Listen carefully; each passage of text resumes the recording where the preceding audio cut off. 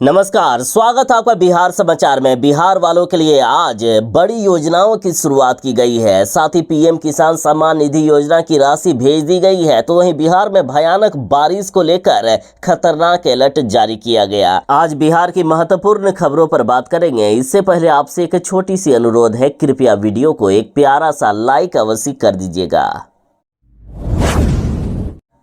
किसानों के लिए है बड़ी खुशखबरी। पीएम किसान सम्मान निधि योजना की राशि आज आने वाली है। खत्म हो गया है इंतजार की घड़ियां। 20वीं किस्त की राशि के रूप में 2-2 हजार रुपए किसानों को दे दिए जाएंगे। तो केंद्र सरकार पैसे जारी कर रही है। वैसे किसान जिन्होंने ई-केवाईसी प्रक्रिया पूरी कर ली है, उनके खाते में आज किसी भी वक्त पैसा आ सकता है। देखिए, अभी खेती बाड़ी का समय है और वैसे भी 4 महीने पूरे हो चुके हैं 19वीं किस्त की राशि जारी करते हुए। इसलिए आज पैसे भेजे जा रहे हैं सरकार के द्वारा। और अभी खेती बाड़ी के समय में किसानों को पैसे 2000 रुपया करके मिल जाएगा, तो उसे वे अच्छी नस्ल का बीज खरीद सकेंगे। अच्छी किस्म का बीज खरीदने से उनकी उपज भी ठीक ठाक होगी। सरकार ने इन्हीं सब बातों को ध्यान में रखते हुए आज पैसे भेजने का बड़ा फैसला लिया।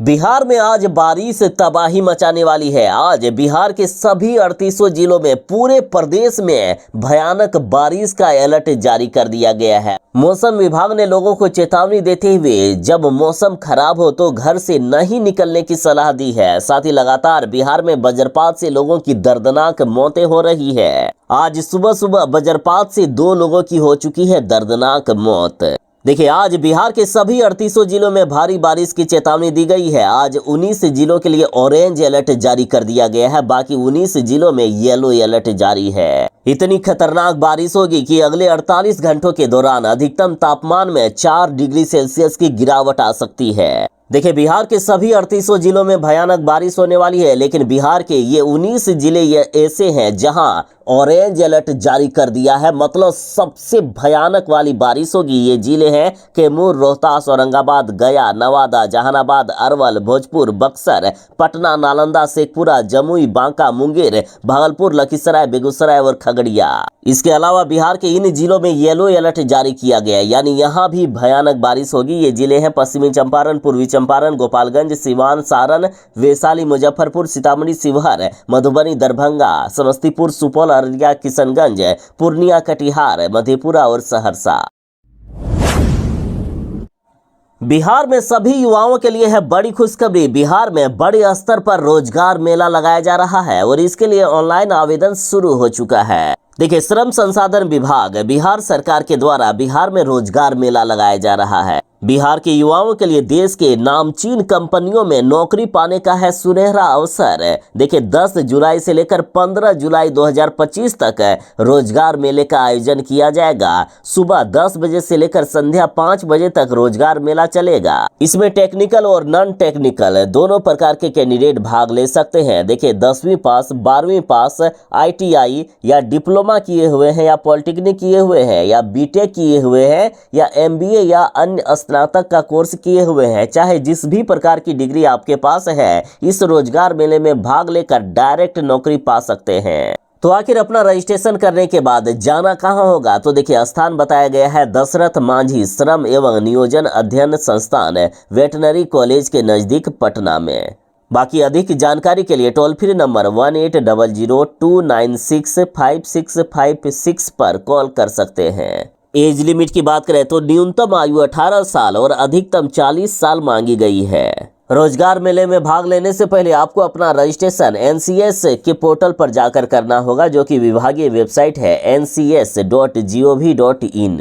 या फिर एक QR कोड भी दिया गया है जिस पर आप स्कैन करके रोजगार मेले में भाग ले सकते हैं। बाकी दैनिक अखबारों यानी न्यूज़पेपर में भी इस विज्ञापन को छाप दिया गया है।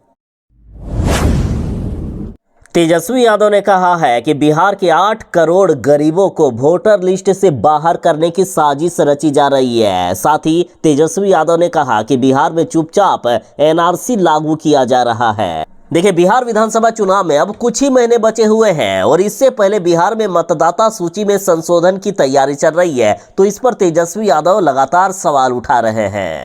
तेजस्वी यादव ने कहा कि ये बीजेपी वाले जानते हैं कि इस बार हम बिहार में चुनाव हार जाएंगे और ये लोग महागठबंधन के चुनाव में जिस तरह मतदाता सूची में फर्जीवाड़ा किए थे और वही अब बिहार में करना चाहते हैं। बिहार के 8 करोड़ गरीबों को वोटर लिस्ट से बाहर करके सिर्फ अपने लोगों का नाम जोड़ने की साजिश रच रहे हैं। तेजस्वी बोले कि प्रधानमंत्री नरेंद्र मोदी ने निर्वाचन आयोग को बिहार की समस्त मतदाता सूची को निरस्त कर केवल 25 दिनों में 1987 से पूर्व के कागजी सबूतों के साथ नई मतदाता सूची बनाने के निर्देश दिए हैं। यानी आपका जन्म कहां हुआ है, आपके माता पिता का जन्म कहां हुआ है, सारे कागजात दिखाने होंगे, तभी आपका वोटर लिस्ट में नाम रहेगा, वरना नाम काट दिया जाएगा। तेजस्वी बोले कि चुनावी हार की बौखलाहट में अब ये लोग बिहार और बिहारियों से मतदान का अधिकार छीनने का षड्यंत्र कर रहे हैं और अभी तो ये लोग सिर्फ गरीबों का नाम काटेंगे और बाद में राशन, पेंशन, आरक्षण, छात्रवृत्ति सहित अन्य योजनाओं से भी वंचित कर देंगे। आपके साथ बीजेपी वाले सबसे बड़ी साजिश कर रहे हैं, इसलिए जरा सावधान रहें।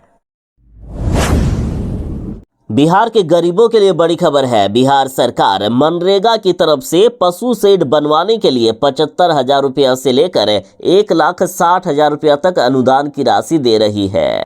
देखिए, बिहार सरकार की तरफ से मनरेगा पशु शेड योजना 2025 के तहत ये राशि दिया जाएगा। देखिए, ऐसे पशु जिन्हें रहने के लिए शेड की आवश्यकता होती है, उन्हें पालने के लिए शेड बनवाने के लिए सरकार की तरफ से लाभ दिए जा रहे हैं। सरकार की तरफ से पशुओं की संख्या के आधार पर पैसे मिलते हैं। जैसे 3 पशु के पालन के लिए 75,000 रुपया से लेकर 80,000 रुपया तक दिया जाता है। 4 पशु के लिए 1,16,000 रुपया तक और 6 पशु के लिए 1,60,000 रुपया दिया जाता है। इस योजना के तहत गाय, भैंस, मुर्गी, बकरी आदि के पालन पर पशु शेड ले सकते हैं। कुछ कंडीशन है, जैसे इसके तहत आर्थिक रूप से कमजोर वर्ग के व्यक्ति को ही लाभ मिलेगा, तो वहीं अनुसूचित जाति, अनुसूचित जनजाति और आवास योजना के लाभार्थी को इसका लाभ दिया जाएगा। तो वहीं बीपीएल कार्ड धारक भी इसका लाभ ले सकते हैं। साथ ही बिहार के बेरोजगार युवा और लघु किसान इसका लाभ ले सकते हैं। इस योजना के लिए जो अप्लाई आप करेंगे तो वो ऑफलाइन अप्लाई होगा, आपको अपने ब्लॉक स्तर पर ही अप्लाई करना होगा। कुछ जरूरी दस्तावेज जो लगेंगे वो आपको स्क्रीन पर दिखाए जा रहे हैं।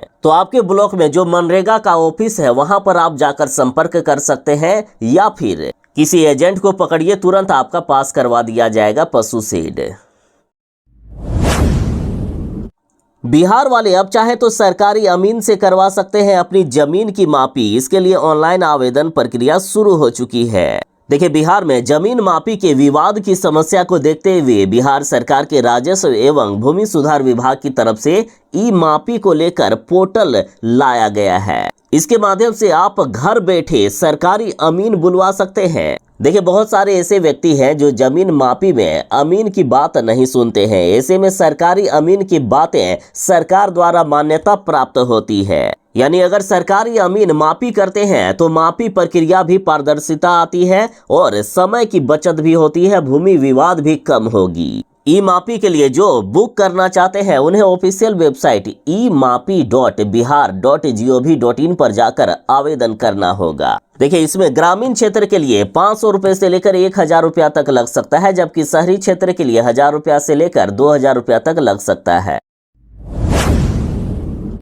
बिहार चुनाव से पहले ओवीसी ने बड़ा आरोप लगाया है कि बिहार में गुप्त तरीके से यानी चोरी छिपके एनआरसी लागू करना चाहती है चुनाव आयोग। देखिए, एआईएमआईएम के अध्यक्ष असदुद्दीन ओवैसी ने कहा है कि वोटर लिस्ट में नाम दर्ज करवाने के लिए अब हर नागरिक को दस्तावेजों के जरिए साबित करना होगा कि वह कब और कहां पैदा हुए थे। साथ ही ये भी उनके माता पिता कब और कहां पैदा हुए थे ये भी साबित करना होगा। इन्होंने कहा कि विश्वसनीय अनुमानों के अनुसार केवल 3/4 जन्म ही पंजीकृत होते हैं। साथ ही ज्यादातर सरकारी कागजों में भारी गलतियां होती है। बाढ़ प्रभावित सीमांचल क्षेत्र के लोग सबसे गरीब हैं। वे मुश्किल से 2 वक्त की खाना खा पाते हैं और ऐसे में उनसे ये उपेक्षा करना कि उनके पास अपने माता पिता के दस्तावेज होंगे, ये एक क्रूर मजाक है। ओवैसी ने कहा कि इस प्रक्रिया का परिणाम ये होगा कि बिहार के गरीबों की बड़ी संख्या वोटर लिस्ट से बाहर हो जाएगी। वोटर लिस्ट में अपना भर्ती करना हर भारतीय का संवैधानिक अधिकार है सुप्रीम कोर्ट ने 1995 में ही ऐसी मनमानी प्रक्रियाओं पर सख्त सवाल उठाए थे। चुनाव के इतने करीब इस तरह की कार्रवाई शुरू करने से लोगों का निर्वाचन आयोग पर भरोसा भी उठ जाएगा। ओवैसी ने कहा कि ये बीजेपी वाले जानते हैं कि गरीब लोग इनको वोट नहीं देंगे, इसलिए गरीबों को वोटर लिस्ट से बाहर करने की साजिश रची जा रही है। साथ ही बिहार में गुप्त तरीके से एनआरसी लागू की जा रही है।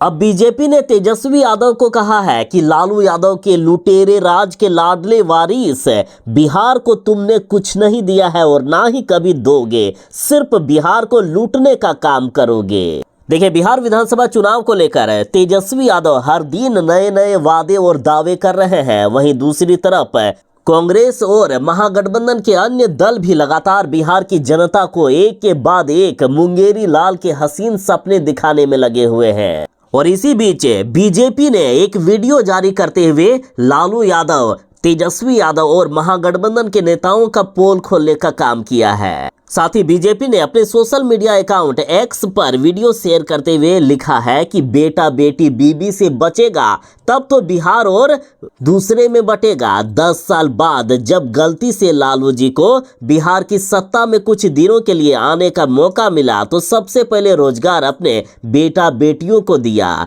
चारा चोरी में खुद कुर्सी छोड़ी तो कुर्सी पकड़ा दिया अपनी पत्नी को। सांसद विधायक बनाकर लुटेरे राज का लाइसेंस दे दिया अपने रिश्तेदारों को। राजद के ना जाने कितने कर्मठ कार्यकर्ताओं के कपार पर सवार होकर कच्ची उम्र में कुर्सी लपकने को तैयार लालू के लाल अब बड़ी बड़ी डींगे हाँक रहे हैं कि ये देंगे वो देंगे।